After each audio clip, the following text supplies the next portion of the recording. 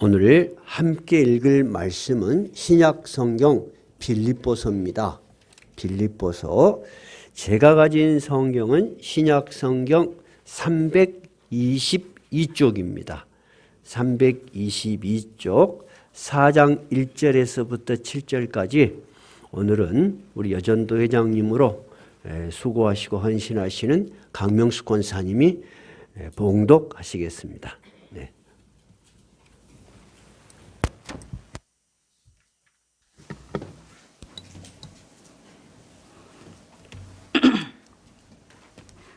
그러므로 나의 사랑하고 사모하는 형제들, 나의 기쁨이요 연류관이 사랑하는 자들아, 이와 같이 주 안에서 서라. 내가 유오디아를 권고하고 순두개를 구원하노니 주 안에서 같은 마음을 품으라. 또 참음으로 나와 멍에를 같이 한 내게 구하노니 복음에 나와 함께 힘쓰던 저 여인들을 돕고 또한 글레멘드와 그 외에 나의 동역자들을 도우라. 그 이름들이 생명책에 있느니라. 주 안에서 항상 기뻐하라. 내가 다시 말하노니 기뻐하라. 너희 관용을 모든 사람에게 알게 하라. 주께서 가까우시니라. 아무것도 염려하지 말고 다만 모든 일에 기도와 간구로 너희 구할 것을 감사함으로 하나님께 아뢰라. 그리하면 모든 지각에 뛰어난 하나님의 평강이 그리스도 예수 안에서 너희 마음과 생각을 지키시리라.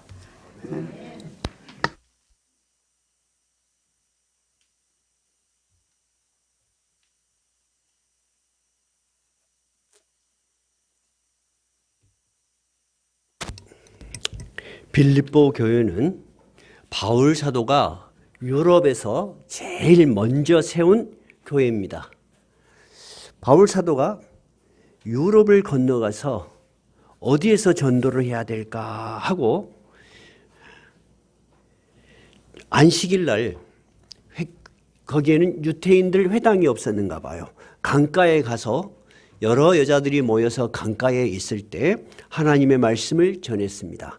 근데 그 말씀을 듣던 혼자 사는 과부일 것으로 추정되는 자줏빛 옷감, 그 당시에는 자줏빛 색이 귀한 색이었나 봐요. 자줏빛 옷감을 파는 루디아라는 여인이 바울 사도의 전도를 받고 마음이 감동이 되어서 바울 일행을 자기 집에 유하여 주십시오 하고 초청해서 온 가족이 세례를 받았습니다. 그것이 유럽의 첫 번째 세워진 빌립보 교회가 시작된 계기입니다. 또한 바울 사도는 그런 일이 있은 후 얼마 되지 않아서 이 지역에서 전도 활동을 하다 옥에 갇히기도 했습니다. 이렇게 시작된 미약한 교회, 아주 연약하게 시작한 교회가 빌립보 교회입니다.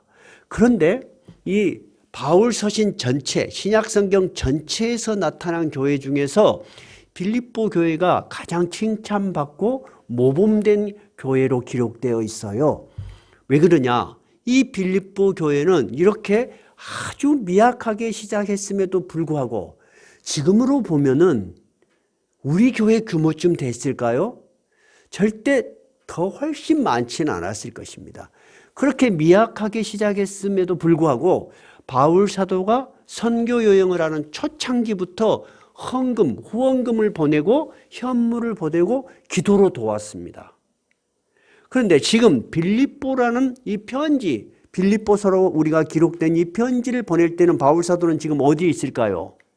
로마의 감옥에 갇혀 있습니다.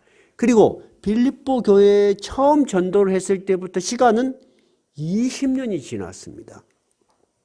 그러면 빌립보 교회하고 바울 사도가 갇혀 있는 로마까지는 거리가 가까운 거리가 아닙니다.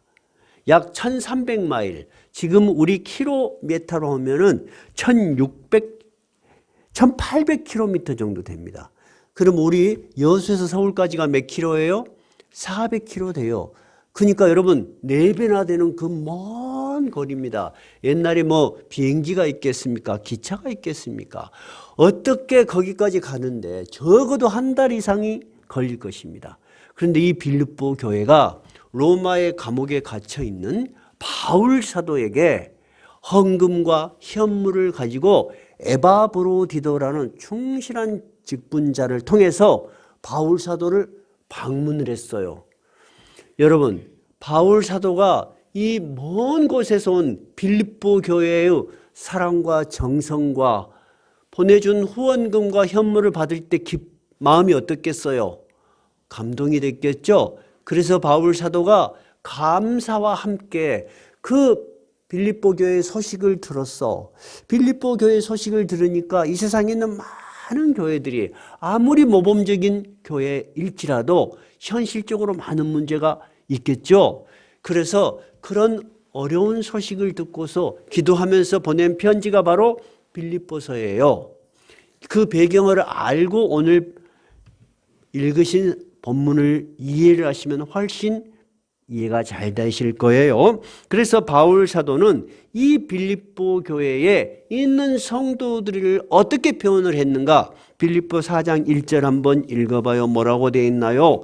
그러므로 나의 사랑하고 사모하는 형제들, 나의 기쁨이요 면류관인 사랑하는 자들아, 이와 같이 주 안에서 살아. 바울 사도가 옥에 갇혀 있지만 이 빌립보 교인들을 생각할 때는 너무 사랑스럽고 감사하고 기쁘고 보고 싶은 거요. 그러니까 뭐라고 표현했다고요? 나의 사랑하고 사모하는 형제들, 나의 기쁨이요 면류관인 사랑하는 자들아, 이렇게 표현했습니다. 이 세상에서 우리는 많은 사람들을 만나고 삽니다. 그렇죠? 우연하게도 만날 수도 있고 어떤 이해관계로 만날 수도 있고 또는 어떤 친목 모임, 취미 모임으로 만날 수 있어요. 그런데 그런 사람들의 만남 속에서는 발견할 수 없는 깊이와 사랑이 성도들에게는 있습니다. 오랜 세월 한 교회에서 여러분, 신앙의 공동체로 한평생을 같이 지낸 신앙의 동지들은 여러분, 표현하지 않아도 매일매일 보니까 모르지만은 여러분, 만약에 여러분이 해외에서, 아니 해외까지 갈 거 없어, 먼 객지에서 헤어진 지 오래됐는데 그 사람을 다시 만났어. 그러면 여러분 어때? 너무너무 기뻐. 그리고 그 기쁨이라는 것은 몇 가지 사건 때문에 기쁜 것이 아니요, 본질적으로 이해가 되고 본질적으로 같은 마음이 되는 거예요. 그래서 바울 사도와 같은 이런 표현이 우리에게도 있는 거예요. 그러나 특히 목회자가 이 성도들을 양육을 해요. 그럼 여러분은 저를 생각할 때 많은 사람 중에 한 사람으로 생각할 수 있어요. 그래서 교회를 나오시기도 하고 안 나오시기도 하고, 또는 여러분이 또 어떤 사정에 의해서 교회를 옮기시기도 하고, 때로는 부득이한 사정으로 먼 이사를 가기도 하시죠. 그럴 때 목회자가 그 한 사람 한 사람에 대해서 갖는 추억이나 생각은 굉장히 깊습니다. 굉장히 남다릅니다. 왜 그러죠? 우리는 그냥 만났다 헤어지고 만났다가 헤어지는 그런 우연한 만남이 아니고, 또는 각자의 이익을 위해서 만난 사람들이 절대 아닙니다. 여러분 그러죠? 여러분이 교회에 오셔서 자주 출석을 하니까 누가 월급을 줍디요? 아니잖아요. 여러분 여기 와서 뭔가 이익을 얻기 위해서 오신 분 있어요? 아무도 없어요. 여러분의 시간과 여러분의 애물과 여러분의 정성을 다해서 와요. 그렇게 매주 온 세월이 10년, 20년, 30년.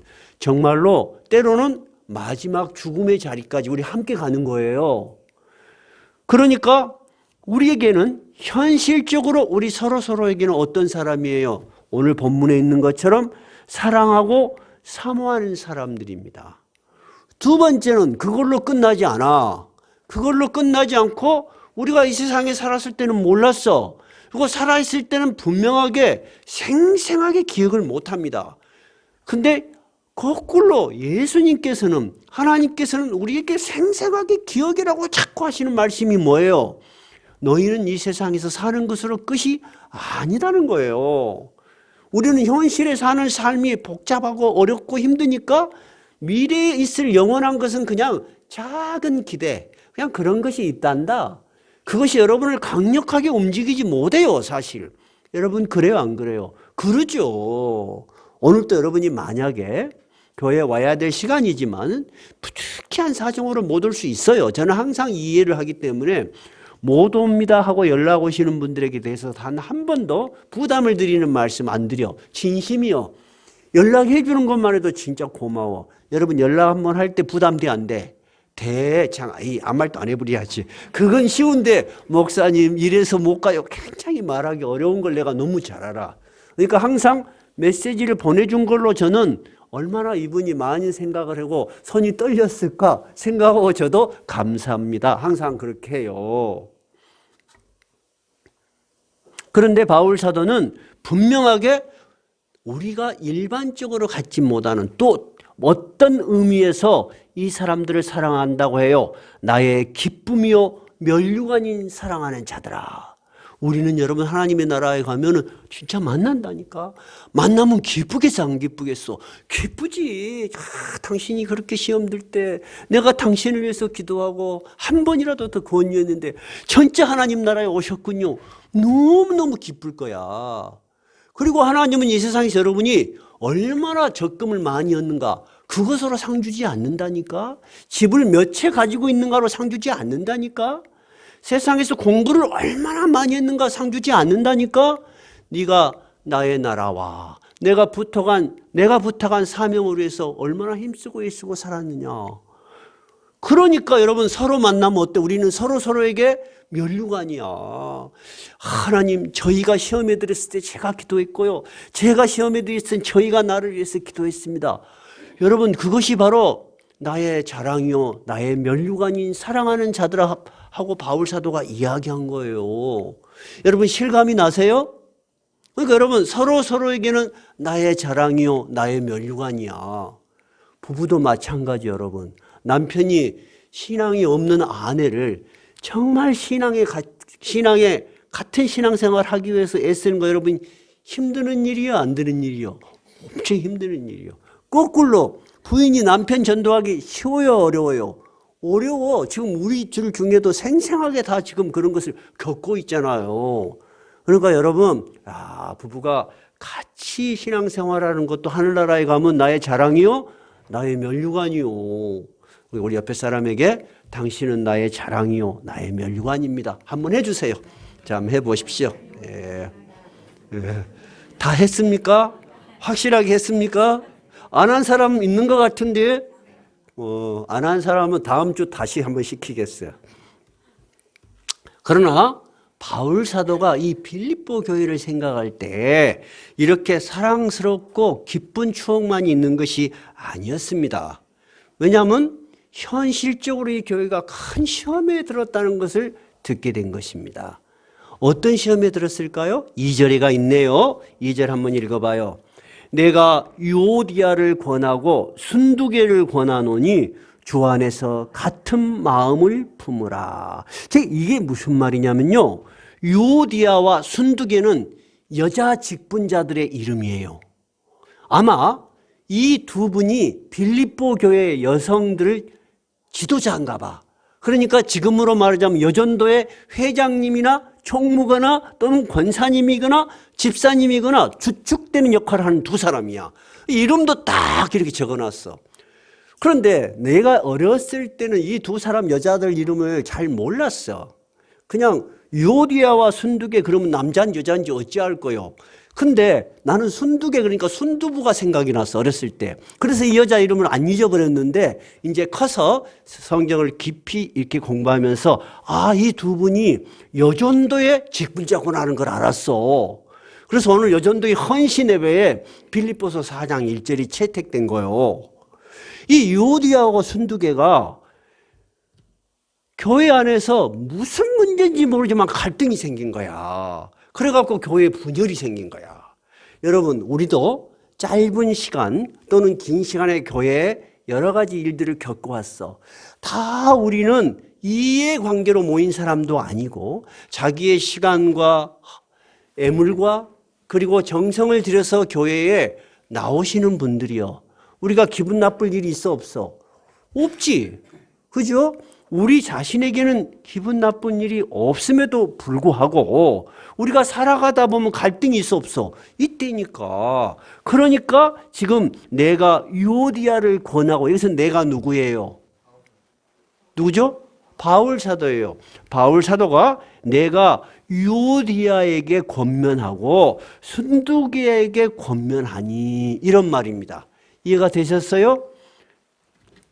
제가 방금 말씀드린 것처럼 우리가 각자 교회를 올 때는 정말 순수하고 정말 희생적인 마음으로 오세요. 그러시죠? 정말 그렇습니다, 여러분. 제가 목회자가 되고 또 그 전에도 마찬가지지만 더욱더 목회자가 되면서 교회에 빠지지 않고 오시는 것 자체가 정말 감사하고 참 신기한 일이야. 이 세상에는 여러분 정말로 중요한 일들도 많고 하고 싶은 일들도 많고 교회에 안 와야 될 많은 사유도 생겨요. 그럼에도 불구하고 여러분들은 무엇보다도 교회에 오셔서 예배드리는 것을 소중하게 생각하는 사람들이야. 그러면 유오디아와 순두계는 안 그랬을까요? 그랬겠죠. 그러면 왜 이 성도들 간에 갈등이 생길까? 이렇게 좋은 사람들인데, 이렇게 좋은 마음으로 왔는데, 이렇게 좋은 일을 하는데 왜 성도들 사이에 갈등이 생길까? 여러분, 왜 생긴다고 생각해요? 첫째는 사람이 태어날 때부터 서로가 다르게 태어납니다. 남녀가 다릅니다. 남녀가. 그리고 성격도 여러분 같아요? 틀려요? 틀려. 나도 그것을 생생하게 몰랐는데요. 제가 이제 손녀, 손자가 있어요. 똑같은 엄마 아빠에서 자랐잖아. 이제 5살, 7살이니까 똑같은 엄마 아빠에서 똑같은 환경에서 자랐어. 그럼 우리가 사회학적으로 배울 때는 여자는 사회에서 여자같이 가르치고 남자는 남자같이 가르치니까 남녀가 분리되는 거다. 그러면 안 된다. 그런 식의 남녀의 차이를 문화적인 차이다. 이렇게 생각하는 그런 학설도 있어요. 근데 우리 가족 모두가 진짜 남녀는 타고나게 다르구나 하는 게 느낀 게 뭐냐. 우리 하랑이는 큰애예요. 어렸을 때부터 우리가 돌볼 때 어디 놀러 갈 데가 없어요. 그럼 이마트를 데려가면 뭐 볼 게 많아. 그러면 마트를 데리고 가면 애는 뭐만 봐? 공룡이나 로봇만 갖고 놀아. 그래서 우리는 다 그럴 줄 알았어. 근데 또 밑에는 여동생이잖아요. 오빠와 거의 남자처럼 지내. 근데 마트를 데리고 가면은 공룡이나 로봇 전혀 손을 안 대. 뭐를 손대요? 인형. 어떻게? 그리고 하랑이는 그냥 다 벗어불고 그냥 막 돌아다녀. 근데 하원이는 잘 때도 드레스 입고 자. 이게 막 오색 드레스. 이해가 안 될 정도로 남녀가 달라요. 성격은 어때요? 달라요. 여러분, 성격이 다르다는 것을 진짜로 확신을 가지고 여러분이 서로를 인정하고 이해해야 해요. 제가 아는 어떤 목사님이 있어요. 처음부터 사귄 목사님이 아니었어요. 근데 그 사모님도 복지사 일도 하시면서 사모님 일도 하셔요. 근데 두 분을 만났는데 그 남편 목사님은 뭔 일이 생기면 입을 딱 다물고 말을 안 한대요. 그러면 그 여자 사모님은 뭐든지 표현을 하고 말을 해서 푸는 사회복지사니까 여러분 특히 안 그러겠습니까? 여자가 미쳐버려.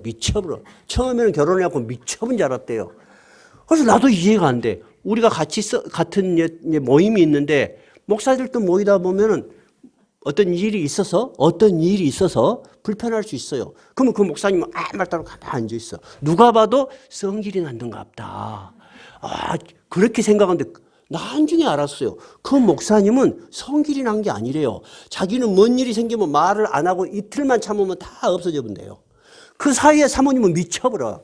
이 남자 왜 그요? 뭐 탐새 그요? 그러지 마시오. 나가 뭘 잘못했어. 이 남자가 말을 안 해. 그리고 지금까지 말하는 게 뭐냐? 밥 줘.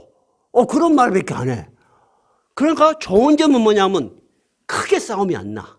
남자가 그냥 조용히 해서 보니까. 근데 여자는 끊임없이 모든 일을 해결을 해야 돼. 이게 너무 달라. 그래서 제가 한 번은 두 분에게 이야기를 했어요. 두 분은 그렇게 사시는데 불편한 것을 못 느꼈어요? 그러니까 그 사모님이 하는 이야기야. 처음에 난 미친 줄 알았어요. 진짜로 이 남자가 뭔가 생각이 있는데 내가한테 뭔가 말 못할 것이 있다고 생각했는데 아무리 말을 해도 말을 안 한다는 거예요. 근데 지금은 편하다는 거야. 그냥 내버려 두면 된대. 그러니까 내버려 두면 될 거를 자꾸 여자는 자기 기준으로서 말을 해서 풀려고 하는 거야. 근데 남자는 본성적으로 이 남자는 굉장히 어려운 일이 있어도 말을 안 해본대. 근데 어느 정도로 말을 안 하냐 그러면 나 놀랬어요. 어떤 그 교회에 권사님 장로님이 집안에 문제가 생겼어. 그래서 이 목사님이 아유 별일 아니니까 다음에 한번 찾아가지. 내가 너무 자세히 이야기하면 안 될 것 같아서 조금 인터벌을 뒀대요. 근데 그 권사님이 오해를 한 거야. 교회를 안 나온 거야. 그리고 이제 아이고 큰일 났다. 우리가 신방이라도 가자 하고 둘이 갔어. 근데 그 권사님이 목사님을 앉혀놓고 해도 심하게 해본다. 이 남자는 원래 말을 안 해. 말을 안 하니까 그것을 마음속에 가다 놓고 입이 돌아가 본 거야. 그렇게 입이 돌아가도 말을 안 해. 어이구 환장을 노르다뇨 하고 한 달 동안 침을 맞았대요. 그래도 말을 안 해. 교인들한테도 입이 돌아가는 말도 안 해. 마스크 쓰고 감기 걸렸다고. 이 사람은 천성적인 거야. 그래서 이 사람이 이렇게 성격이 이런 것이구나 하고 이해를 하지 않으면 도대체 같이 어찌 살겠어. 그러니까 이것이 서로 다르구나. 자, 제가 하는 말은 타고난 것도 다를 수 있다는 거예요. 그죠? 두 번째는 경험의 세계가 달라요. 경험의 세계가. 저는 사회활동을 많이 하고 자랐어요. 예를 들어서 근데 한 가지 일만 열심히 했던 사람들하고 대화를 하면 대화가 굉장히 어려워요. 우리는 많은 일을 했기 때문에 적응력이 빨라요. 근데 한 가지 일에 경험하는 사람은 그 경험으로만 모든 일을 하려고 해. 그 사람이 리더가 되면 답답해요. 근데 어쩔 거예요? 회사 같으면 여러분 어때요? 회장이 탁 있고 사장이 있어서 척척척척 일을 부려. 그러죠? 그러죠? 그러면 마음에 안 들어도 무엇을 보고 계속 회사에 나가요? 월급을 주니까 나가죠. 근데 여러분 한번 생각해 봐요. 교회에서 월급 줍디요? 안 주잖아. 근데 우리 교회에 모인 사람들은 타고난 성격도 다르고 첫째. 두 번째 경험의 세계도 달라. 모든 게 다 달라. 같은 것이 하나도 없어. 여러분 같은 것이 하나도 없는데 어떻게 갈등이 안 생길 수가 있겠어. 그러니까 여러분 갈등이 생긴다. 문제가 생기는 것을 우리는 당연하게 생각해야 돼요. 그러면 갈등이 안 생기려면 어떻게 해야 돼? 또는 갈등이 생겼을 때 해결하는 방법은 딱 하나밖에 없어요. 그것이 바로 바울 사도가 이야기한 거예요. 2절 끄트머리에 읽어봐요. 2절 다 읽어볼까요? 내가 유오디아를 권하고 순두개를 권하느니 주 안에서 같은 마음을 품으라. 즉 뭐냐면 다시 모든 걸 내려놓고 우리가 무엇 때문에 여기에 모였는지를 알아야 된다는 거야. 우리는 무엇 때문에 여기에 모였어요? 주님을 섬기기 위해서, 주님의 말씀을 듣기 위해서, 주님을 나의 구주로 받들기 위해서 여기 온 거야.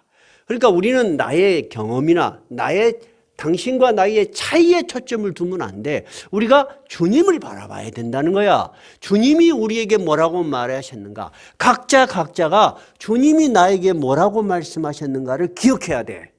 그러니까 여러분 갈등이 있을 때는 그 사람의 감정적인 문제, 그 사람의 이해관계의 문제 설득해갖고 교회 일은 안 풀립니다. 절대 안 풀립니다.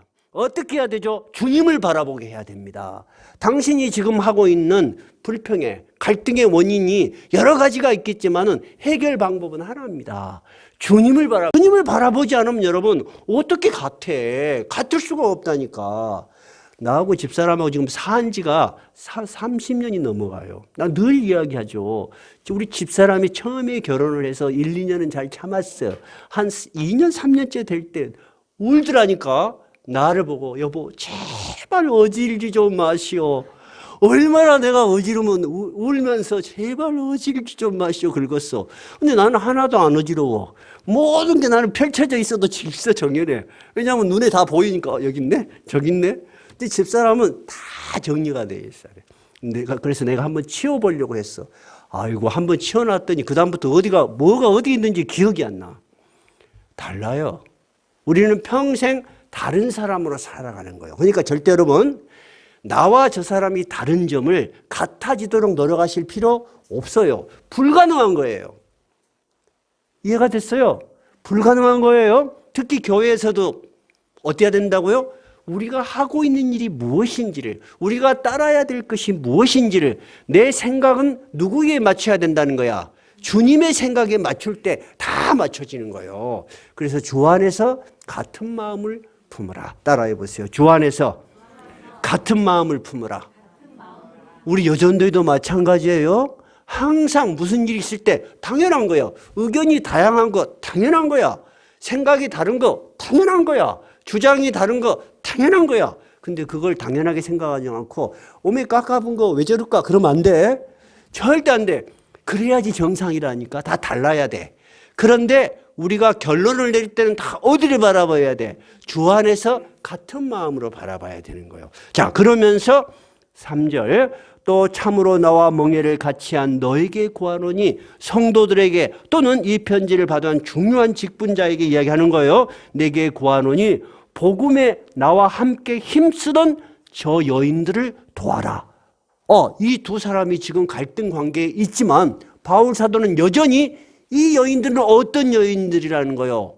복음에 나와 함께 힘쓰고 애쓰던 정말 귀한 여인들이라는 거예요. 여러분, 우리가 여전대회가 됐든 우리 교회 전체를 봤든 시험에 드는 경우가 있을 수 있어요, 없어요? 있지요. 근데 시험에 드는 지금만 보면 안 돼. 그도 늘 주님을 위해서 힘쓰고 애쓰던 동역자들이야. 그러니까 우리는 항상 귀한 마음을 가지고 그들을 바라보아야 돼요. 그런 존재에 대한 인식, 저분이 어떤 분이냐. 우리가 소중하게 생각하는 마음이 없으면 우리 마음속에서도 무시하게 돼. 그죠? 우리 마음에 벽이 생기게 돼. 근데 그 벽을 없애는 건 뭐라고요? 우리 모두는 하나님의 일을 같이 하는 동역자들이요. 자, 그래서 3절에 참으로 나와 멍에를 같이 한 내게 구하노니 복음에 나와 함께 힘쓰던 저 여인들을 돕고 또한 그레멘트와 그 외에 나의 동역자들을 도우라. 그 다음에 뭐라고 돼 있나요? 그 이름이 생명책에 있느니라. 여러분, 생명책에 있다는 것은 이런 이야기예요. 이 세상에서 우리는 많은 일들을 하고 삽니다. 그래서 세상에서 좀 내놓을 것이 있을 수도 있고 적을 수도 있고, 어떤 사람은 이것을 쌓고 어떤 사람은 저것이 많이 있고, 이렇게 세상 눈에는 다를 수가 있어요. 그런데 이 세상에서 많이 쌓아놓은 것들은 그 사람의 죽음과 함께 다 사라집니다. 절대 가져갈 수가 없습니다. 요즘 우리 나라가 지금 정치권이 지금 대통령 선거가 끝나고 정치권이 바뀌면서 허무하지 않아요?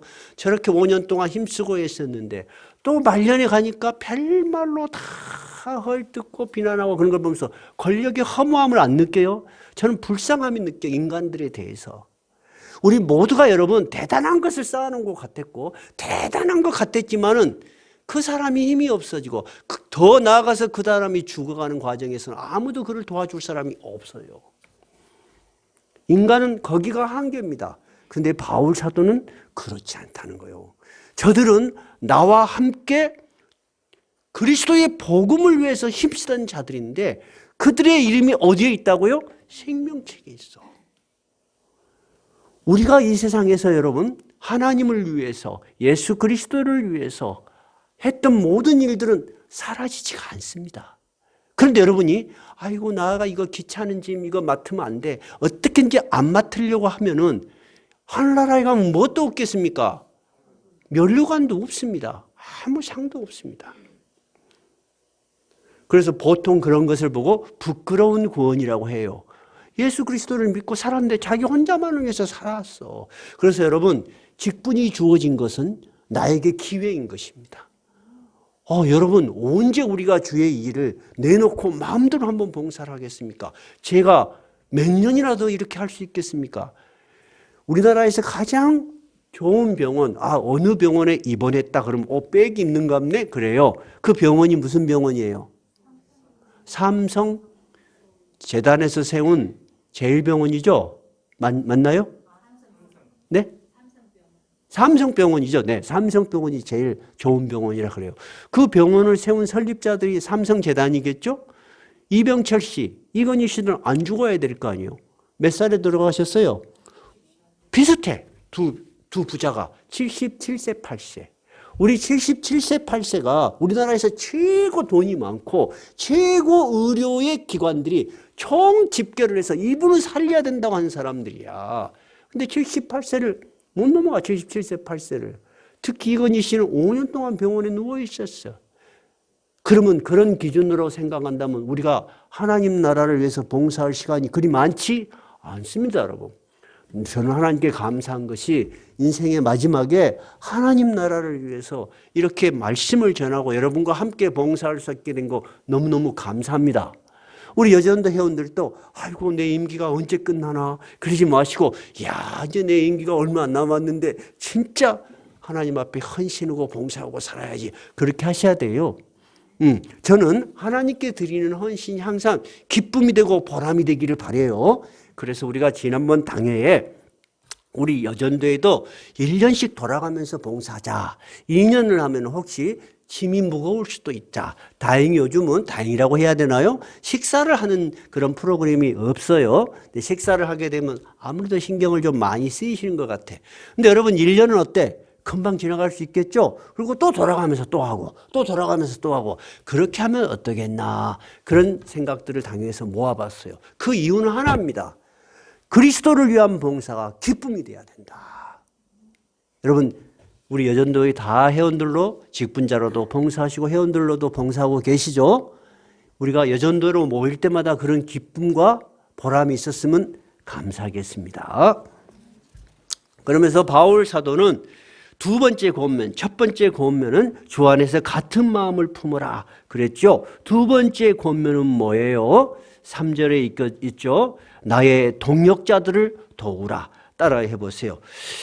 나의 동역자들을 도우라. 네. 교회 일은 혼자 하는 것이 아닙니다. 더 구체적으로 말하자면 목사님 혼자 하는 게 아닙니다. 저는 교회 모든 일을 당회원들하고 꼭 상의를 합니다. 상의를 해서 얻는 것은 뭐냐? 너무나 생각들이 세 분이 뚜렷하고 달라. 근데 이 세 분의 이야기를 듣고 보면 제가 지혜가 생겨. 이 회의를 해서 결정된 것은 한 번도 후회를 안 해봤어요. 근데 제 혼자서 좋아서 어떤 일은 이것은 해야 돼 하고 밀어붙이다가 혹시 실수가 되면은 어리석은 거잖아요.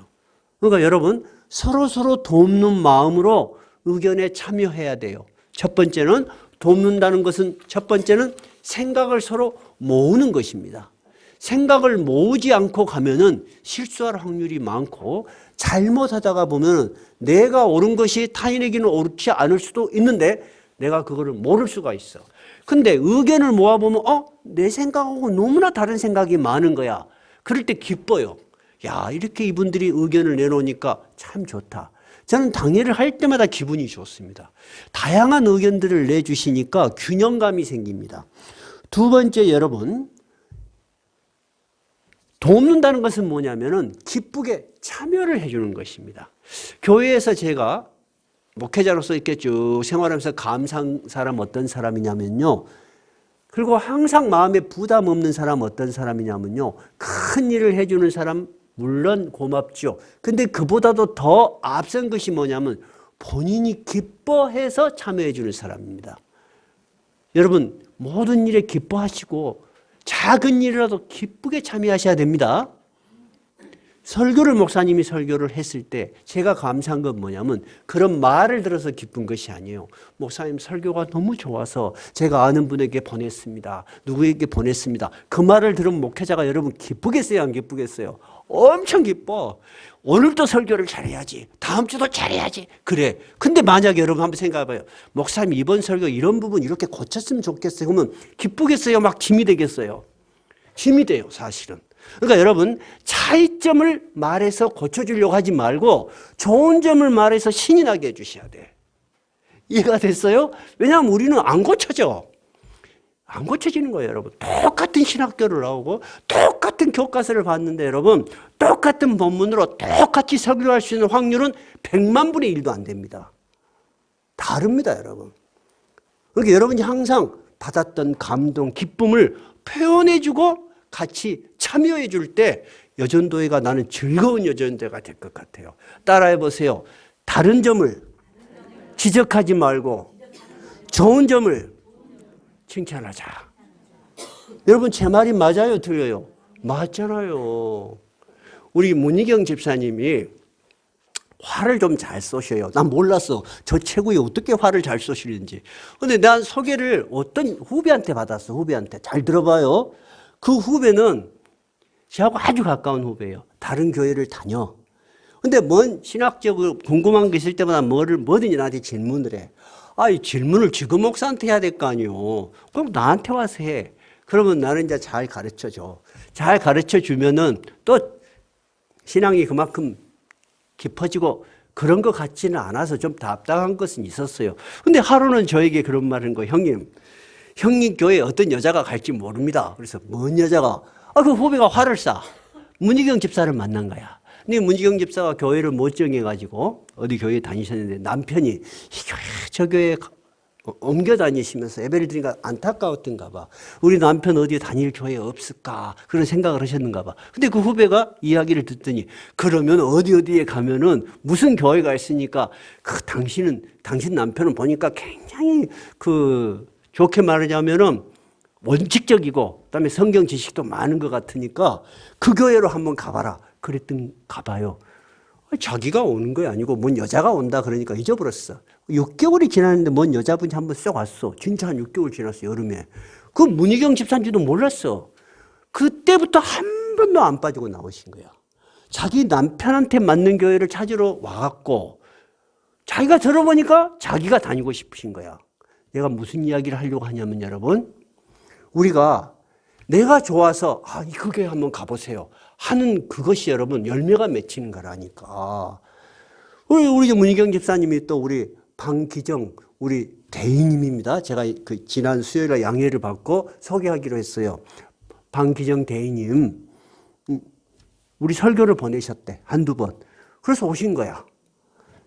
여러분 낯선 사람이 낯선 교회에 와서 한 번, 두 번, 세 번, 네 번 이렇게 한 달 이상 다니는 거 쉬운 거 아니에요. 하나님께서 꼭 필요에 의해서 부르신 거예요.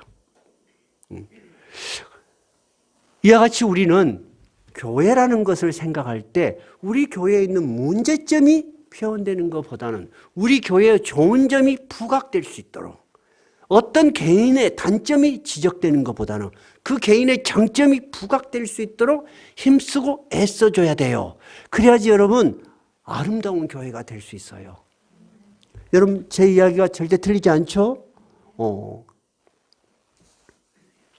세 번째 바울 사도는 이렇게 권면합니다. 빌립보서 4장 4절에서 7절 읽어봐요. 4절에서 7절 시작. 주 안에서 항상 기뻐하라. 내가 다시 말하노니 기뻐하라. 너희 관용을 모든 사람에게 알게 하라. 주께서 가까우시니라. 아무것도 염려하지 말고 다만 모든 일에 기도와 간구로 너희 구할 것을 감사함으로 하나님께 아뢰라. 4절에 보니까 거듭거듭 반복되는 말이 뭐예요? 기뻐하라. 다시 말하노니 기뻐하라. 여러분 기뻐하는 거 좋은 거요? 별로 안 좋은 거요? 진짜 좋은 거죠? 근데 여러분 어쩔 때 기뻐할 수 있어요? 기쁜 일이 있어야지 기뻐할 수 있겠죠. 근데 바울 사도는 지금 어디에 있어요? 로마의 감옥에 있어요. 빌립보 교회는 지도자가 감옥에 있는 상황이야. 정말 그거 핍박이 있는 상황이야. 기뻐할 수 없어요. 그런데도 바울 사도는 기뻐하라는 거예요. 항상 기뻐하라는 거예요. 다시 말하노니 기뻐하라. 주 안에서. 그건 무슨 말이에요? 너희들이 세상 사람들하고 다른 것이 뭐냔 말이야. 너희들은 주님을 알고 있는 사람들이라는 거야. 주님 안에서 살고 있는 사람들이야. 그러니까 너희들은 이 세상 사람하고는 다르게 기뻐할 수 있다는 거야. 너희들 마음속에, 너희들 현실 속에 염려가 있다 없다? 있다는 거예요. 그러니까 바울 사도가 6절 그런 염려, 그런 거 다 있는 줄 안다. 그런데 그런 염려에 의해서 좌절하지 말고 어두워 있지 말고 6절 읽어봐요. 아무것도 염려하지 말고 다만 모든 일에 기도와 간구로 너희 구할 것을 감사함으로 하나님께 아뢰라. 염려가 있음에도 불구하고 염려로 인해서 너희들이 주 안에서 주는 기쁨을 잊어버려서는 안 된다는 거예요. 그러려면 어떻게 해야 돼? 모든 일에 기도와 간구. 기도는 개인적으로 드리는 기도예요. 간구는 간절히 구체적으로 드리는 거예요. 너희가 염려가 있냐? 그 구체적인 것을 하나님께 간절히 기도를 하는데 어떻게 기도하냐면은 기도와 간구로, 그 다음에 너희 구할 것을 감사함으로 하나님께 하리라.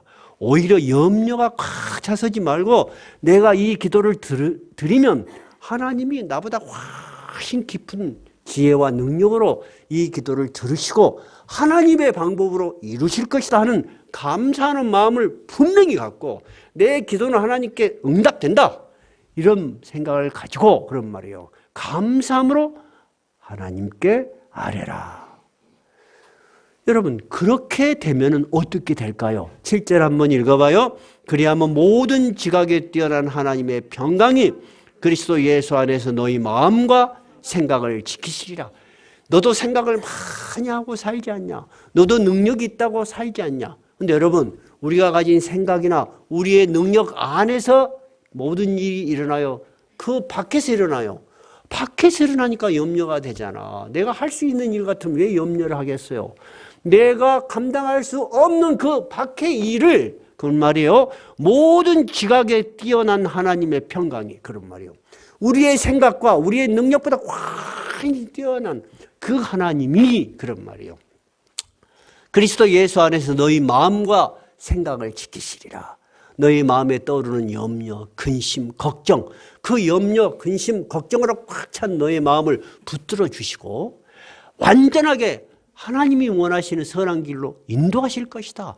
그것이 진정으로 그리스도 예수 안에서 너희들이 가져야 될 평안이다 하는 것입니다. 세 번째는 그러면 뭐예요? 세 번째 바울 사도가 권면하는 것은 주 안에서 항상 기뻐하라. 그리스도의 평안을 간직하라. 여러분, 염려들 많으시죠? 염려 없는 사람 못 있겠어요. 염려는 여러분 본능이에요. 신앙이 있다고 염려가 사라지지 않습니다. 저녁에 자다가도 좀 갑자기 걱정스러운 일이 생겨 안 생겨? 생기잖아. 내일 일을 어쩌될지 몰라. 내일 일은 난 몰라. 찬성 다 해놓고도 저녁에 갑자기 10년 후의 일이 생각이 나. 우리 내 새끼가 굶어 죽으면 어쩔까? 이런 생각 나 안 나? 나지. 이 세상은 염려가 여러분 끊임이 없어. 그 염려를 내려놓는 것은 모든 지각에 뛰어난 하나님의 평강이 우리 마음을 지배해 줘야 되는 거예요. 그것을 믿어야 되는 거예요. 여러분이 기도와 간구를 놓으면 안 돼.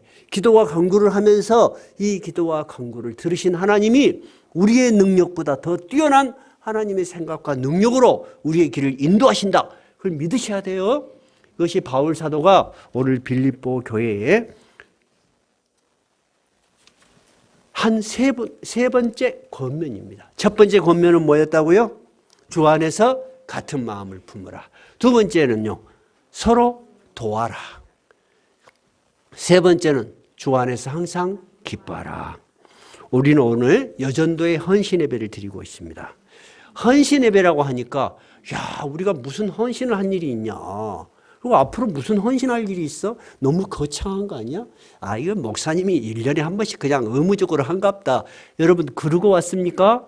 아니면은 뭔가 헌신하는 마음이 좀 있습니까? 어쨌습니까? 항상 하는 것 같은 형식적이고, 두 번째는 우리가 뭔 헌신을 해 하는 마음이 있다면 여러분 잘못 생각하신 거예요. 우리가 대단한 일을 해서 우리가 헌신하는 거 아니에요. 좀 잘 이해를 하셔야 돼요. 우리가 하는 일은 여러분, 이 세상 사람들은 생각할 수도 없고 이해할 수도 없고 감당할 수도 없는 일입니다. 고린도전서 1장 21절에서는 이렇게 이야기했어요. 하나님의 지혜에 있어서는 이 세상이 자기 지혜로 하나님을 알지 못하므로 하나님께서 전도에 미련한 것으로 믿는 자들을 구원하시기를 기뻐하셨다. 우리가 전도해줘. 우리가 전하는 복음, 우리가 받는 복음은 이 세상의 지혜로는 도대체 이해가 안 되는 겁니다, 여러분. 오히려 미련한 것입니다. 안 믿는 사람 우리를 보고 미련하다 그래요. 그죠? 하나님께서도 미련하다니까. 이 세상 사람들이 봤을 땐 미련한데, 방법으로, 전도라는 방법으로 사람들을 구원하기를 기뻐하셨다. 여러분, 우리가 하는 일이 이 세상 사람들은 도저히 이해할 수도 없고 감당할 수도 없는 신비한 일이란 그 일을 하는 것 자체가 여러분은 헌신하는 것입니다. 하나님께 우리를 드리는 것입니다. 하나님께서 그 일을 위해서 우리를 부르신 것입니다. 우리가 무슨 능력이 있어서 대단한 일을 해서 헌신이 아니고 세상 사람은 감당할 수 없는 일을 우리가 맡았기 때문에 우리는 여전도의 헌신 예배라고 붙일 수 있는 것입니다. 그럼 성경을 한번 찾아볼까요? 고린도 후서 2장 15절입니다. 2장 15절. 제가 가진 성경은 신약 성경 288쪽이에요. 한번 읽어볼까요? 2장 15절입니다. 288쪽입니다.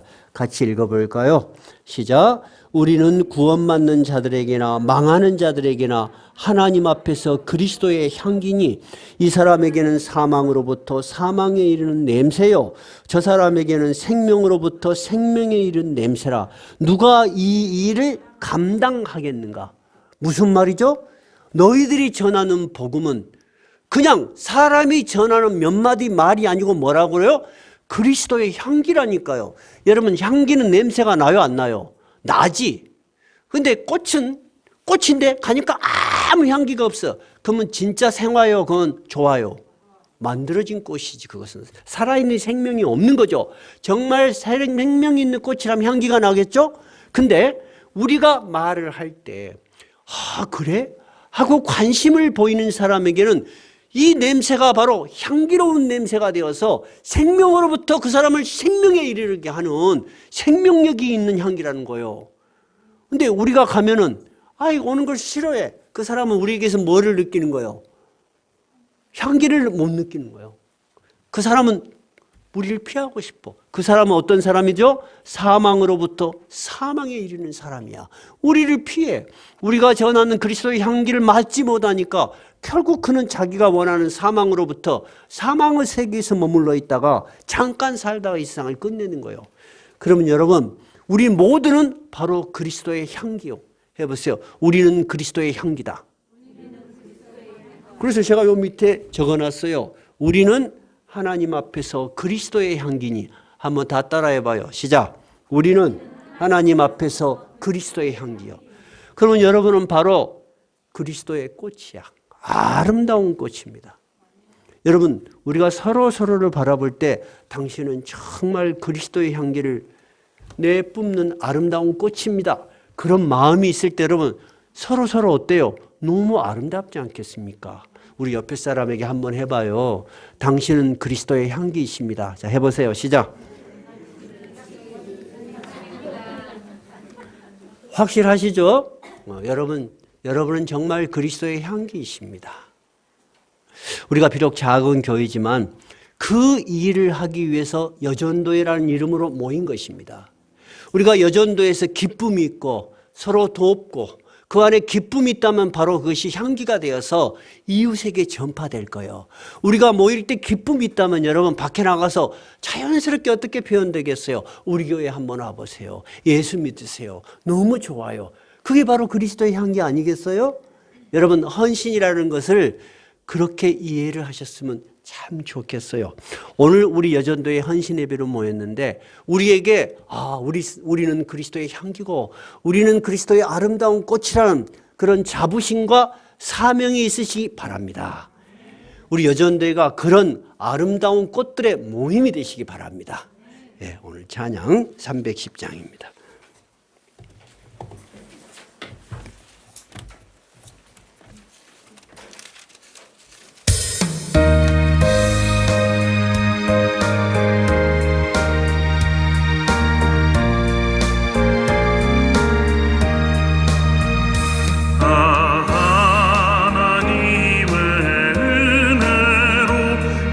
있을 데 없는 자